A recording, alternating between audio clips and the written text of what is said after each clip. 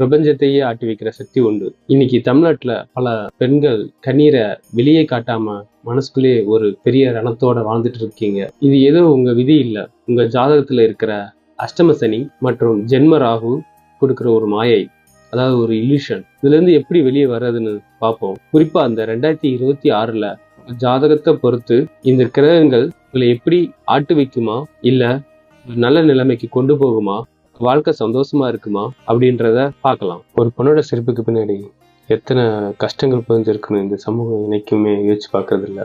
ஒரு ஜோதிடரா உங்க கட்டத்தையும் ஜாதகத்தையும் கணிச்சு பார்க்கும்போது வெளியே சொல்ல முடியாத பல மன கஷ்டத்தோட தவிச்சிருக்கிறது அதுல தெரியுது. இது வெறும் மன கஷ்டம் இல்லை, உங்க ஜாதகத்துல இருக்கிற ராகு கேது பிடி, அதாவது கார்மிக் ஆக்சிஸ் உங்களை எப்படி வாட்டுதுன்னு இப்ப பார்ப்போம்.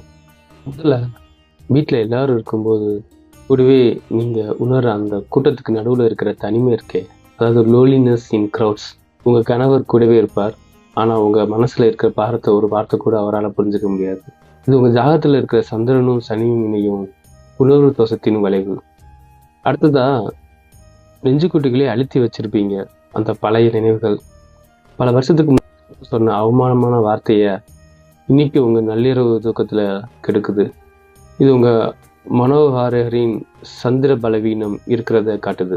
மற்றவங்க இதை பைத்தியக்காரத்தனம்னு சொல்லுவாங்க, ஆனா இது ஒரு கிரக ரீதியான போராட்டம். இன்னொரு விஷயம், யாருமே கவனிக்காத உங்க உடல்நல மாற்றம், காரணமே இல்லாம வர முதுகுத்தண்டு வலி, கணுக்கால் வீக்கம், அப்புறம் திடீர்னு வர படபடப்பு, இதெல்லாம் வேலை செஞ்ச வர்ற வலின்னு நீங்க நினைப்பீங்க. ஆனா அதான் கிடையாது.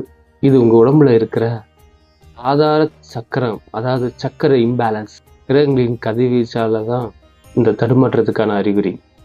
முக்கியமா 30 வயசை தாண்டின சகோதரிகளுக்கு வர அந்த மூட் ஸ்விங் மற்றும் ஹார்மோன் மாற்றங்களை சமூகம் கேலி பண்ணும். ஆனா உங்க ஜாதகத்துல இருக்கிற சுக்கிரனும் செவ்வாயும் பகை பெறும்போது இந்த வேதனை நரகமாகும். நான் சொல்ற போற சில நட்சத்திரக்காரங்க இந்த 2026ல ரொம்ப கவனமா இருக்கணும். குறிப்பா பரணி, பூரம், பூரடம் நட்சத்திரத்துல பிறந்த பெண்களுக்கு இந்த வருஷம் உங்க குடும்பத்துல ஒரு விதமான பெயர் தெரியாத பயம் இருக்கும். உங்களை வாட்டும், எதையோ இழந்தது மாதிரியான ஒரு உணர்வு உங்களுக்குள்ள வரும். அதே மாதிரி மேசம், கன்னி மற்றும் விருச்சிக ராசி பெண்கள், நீங்க தான் அதிகமான துரோகங்களை சந்திக்க வாய்ப்பு இருக்கு. நீங்க ரொம்ப நம்பின ஒரு பெண் தோழியோ இல்ல ரத்த சொந்தமோ உங்களுக்கு பின்னாடி முதுகு குத்தலாம். ஜாதகத்துல ராகுவோட தசை நடக்குதுன்னா தயவு செஞ்சு உங்களுடைய சீக்ரெட்டான விஷயங்களை யாருக்கிட்டையும் ஷேர் பண்ணாதீங்க. குறிப்பா உங்க ஃப்ரெண்ட்ஸ் கிட்ட ஷேர் பண்ணாதீங்க, அதுவே உங்களுக்கு ஆபத்த முடியும். இதுக்கான தீர்வும் சூட்சும பரிகாரமும் பற்றி பார்க்கலாம். இந்த கர்ம வினைகள்ல இருந்து நீங்க தப்பிக்கணும்னா சில சூட்சும வழிகள் இருக்கு.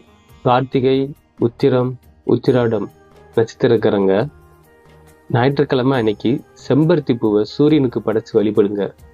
இது உங்க ஆத்ம பலத்தை அதிகரிக்கும், அதாவது இன்டர்னல் ஸ்ட்ரென்த்தை அதிகரிக்கும்.